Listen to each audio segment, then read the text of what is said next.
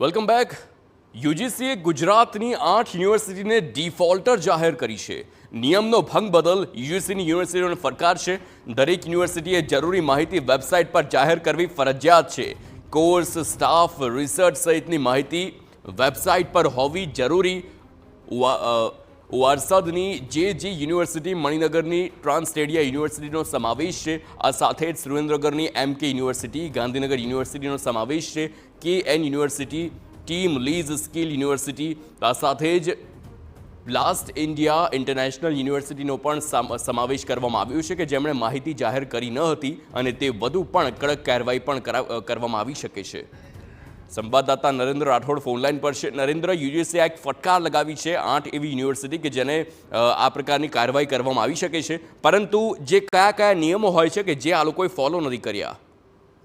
જી હાર્દિક, યુજીસીની 2024ની guideline મુજબ તમામ યુનિવર્સિટીઓ છે એને લઈને પારદર્શિતા બની રહે એ જ બાબતને ધ્યાનમાં રાખીને એક નિયમ છે જે મુજબ યુનિવર્સિટી કયા કોર્સ ચલાવી રહી છે, એ કોર્સ માટેની ફેકલ્ટી કયા પ્રકારની છે, યુનિવર્સિટીનું ઇન્ફ્રાસ્ટ્રક્ચર કેવું છે અને એ સહિત યુનિવર્સિટીમાં રિસર્ચ અને સહિતની તમામ જે વિગતો છે એ એમની વેબસાઇટ પર મૂકવી જરૂરી છે. આ સિવાય યુજીસીને પણ એ મોકલી આપવી જરૂરી છે.